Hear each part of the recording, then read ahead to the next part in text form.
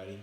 Tonight we read from Proverbs chapter 22 and Zephaniah chapter 2.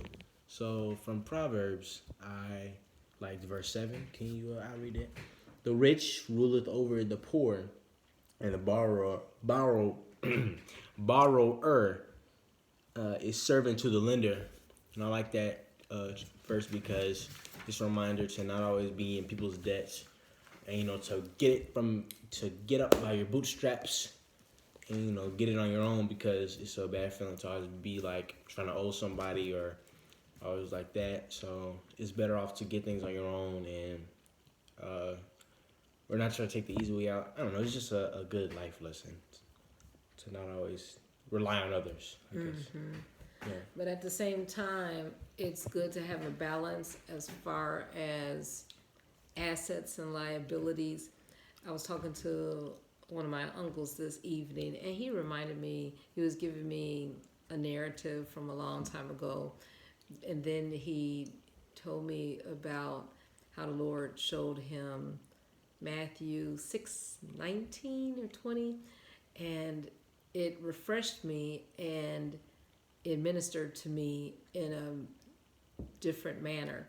But that's the scripture where it says, even though talking about debt and money, lay not up for yourselves treasures on earth, where moth and rust doth corrupt, but rather lay up your treasures in heaven, where there's no moth, there's no rust, there's no wear or tear, and those treasures are eternal.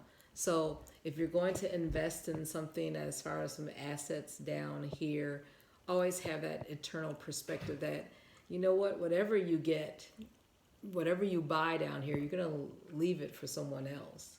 And these are just temporary tools to use in the meantime. But all this, and then you're gonna pass it to someone else, and that's very sobering. Like this very table and chair from my parents, and just that's sobering, but that's real. That don't get caught up in debt, because it's no good. All right, what about Zephaniah 2?